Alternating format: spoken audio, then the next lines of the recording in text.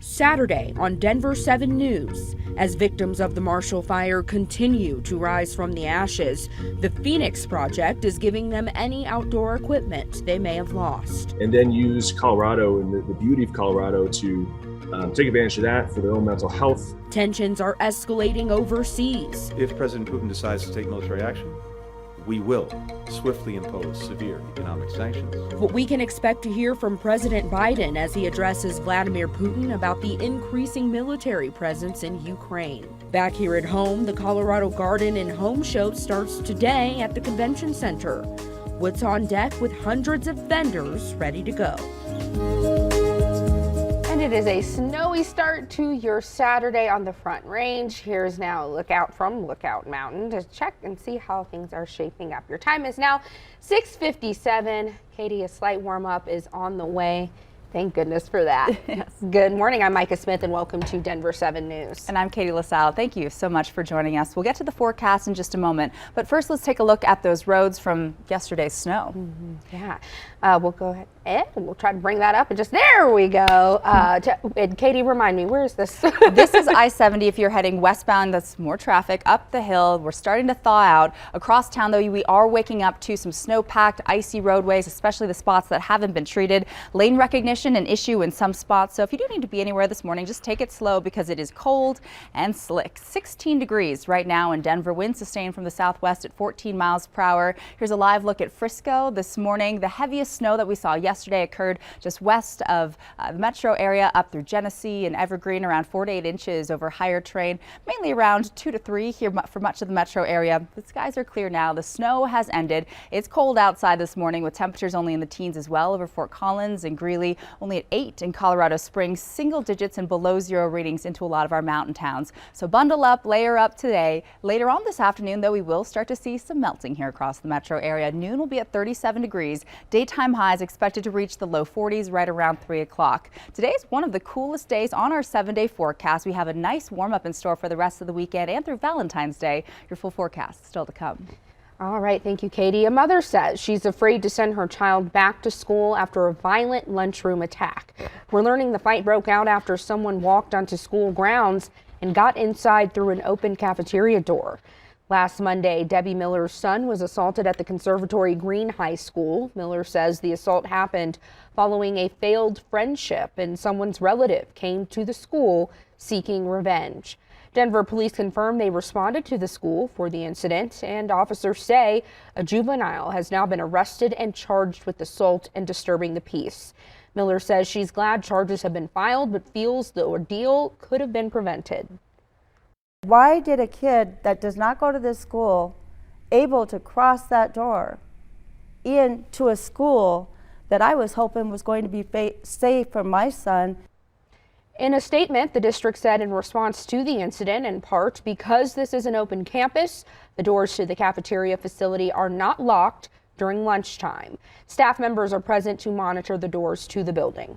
Well, the need for teachers is still high in metro school districts. The Poudre Valley School District has more than 100 openings, so there is going to be a hiring event on Monday, February 21st for those interested. And the Boulder Valley School District is working to hire more teachers of color for their classrooms. There's a virtual hiring event today from 9 a.m. until 1 p.m. The district says they are committed to hiring diverse candidates who bring their own unique perspectives in order to elevate students' education.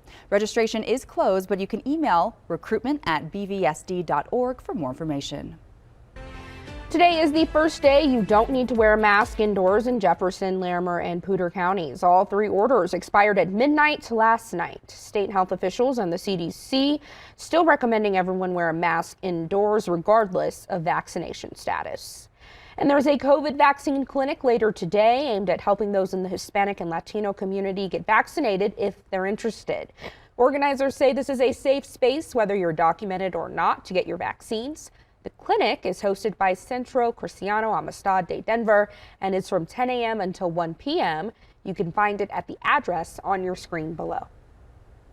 New this morning, Canadian police are now moving in to remove protesters at a bridge border crossing that's disrupted U.S.-Canada trade. This comes after police were given permission to take action from Canada's government yesterday, several days after truck drivers have been camping out protesting COVID mandates in the country. will bolster Ukraine's ability to defend itself. We will reinforce our allies on the eastern flank of NATO. A strong message from the Biden administration overnight as the State Department orders all non-emergency U.S. employees at the Kyiv embassy to leave. And as the White House urges Americans to leave Ukraine because national security advisors are warning Russia could invade before the end of the Winter Games in China. We obviously cannot predict the future. We don't know exactly what is going to happen. But the risk is now high enough, and the threat is now immediate enough, that this is what prudence demands. The White House says President Biden will speak with Russian President Vladimir Putin by phone this morning. Russia has been amassing troops on its border with Ukraine for weeks, creating fears of an invasion. The White House says if Russia invades, it will be hit with crippling economic sanctions, not just from the U.S., but also our European allies. And here's ABC's Ty Hernandez with the latest from New York. President Joe Biden is set to talk with Russian President Vladimir Putin today as the situation over Ukraine grows more urgent. That's after Russia and Ukraine failed to come to any agreement during 9 hours of negotiation. Now, this warning from the National Security Advisor that Russia could invade Ukraine in just days. Credible prospect that a Russian military action would take place even before the end of the Olympics. The Biden administration says the U.S. has not concluded that Putin has made a final decision to invade Ukraine. But the U.S. is joining a growing number of countries, advising its citizens to leave Ukraine as soon as possible. Among those urged to leave is 25-year-old Aaron Starr, who's a teacher in Kiev and has a girlfriend there. He says he won't leave just yet. It's hard to leave your life. Like, obviously if there's an actual war, I'll leave, okay? I'm not gonna live in a war zone. But in advance of that, it's hard to leave. Though the Kremlin continues to deny it has plans to invade and is accusing the U.S. of conspiracy to, quote, whip up tensions, Russia is conducting massive military drills in Ukraine's northern neighbor of Belarus and in the Black Sea. With more than 100,000 Russian troops near Ukraine's borders, military analysts warn Moscow has now built up enough equipment and vehicles for a major attack. We continue to see very troubling signs of Russian escalation, including new forces arriving at the Ukrainian border. The U.S. sent 90 tons of military aid to Ukraine. 3,000 more soldiers from the 82nd Airborne Division are heading from Fort Bragg to Poland. American fighter jets and naval destroyers are also on their way to Eastern European NATO countries. Ty Hernandez, ABC News, New York. And back here in the Metro, we are now getting a look at police body camera video showing the arrest of Mesa County Clerk Tina Peters. Peters was detained on Tuesday by Grand Junction police who had a search warrant to seize an iPad Peters is accused of using to illegally record a courtroom hearing. Body cam video shows police putting Peters into handcuffs before she appears to try and kick one of the officers. Let go of me! Give me my Do not kick! Oh. You understand? Peters has since been charged with obstructing a peace officer. She turned herself in Thursday and quickly bonded out. Well, Tina Peters has gained notoriety as the vocal denier, one of them, of the 2020 presidential election results. Those debunked conspiracy theories have led to violent threats against election officials, including Colorado Secretary of State Jena Griswold. Griswold is now asking the legislature for $120,000 to increase her personal security. No elected officials should be threatened for doing their job. But we're seeing the threat of violence being used as an attack on democracy. Griswold tells us she's also planning to propose legislation that would close a legislative loophole that she says prevents her from requesting state patrol coverage. More than 1,000 wildfire victims have signed up for a special distribution event today. A coalition of more than 40 brands, businesses, and organizations called the Phoenix Project has been donating new items. Wildfire victims will be able to shop for free at the Black Lab warehouse.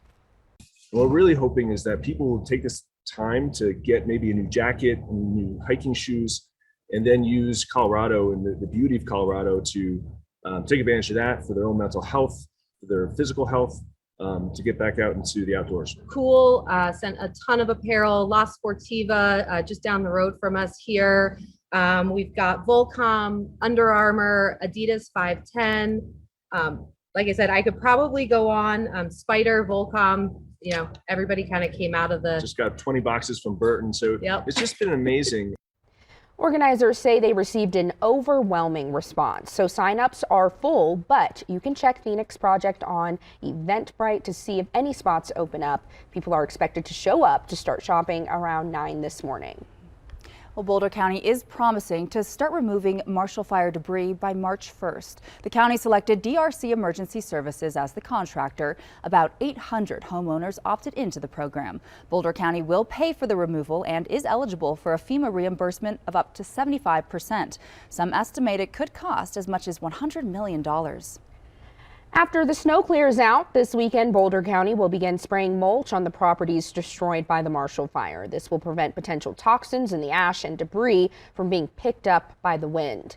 The county also hopes to wrap up curbside collection of damaged items by the end of next week. After that, debris removal from the more than 1,000 homes that were destroyed can begin. If you have an active warrant in Arapahoe County, you could get a second chance today. Details on the warrant clearance event happening later this morning. And the Colorado Garden and Home Show is back. What you can expect for the next week as vendors help you fix up your home and backyard.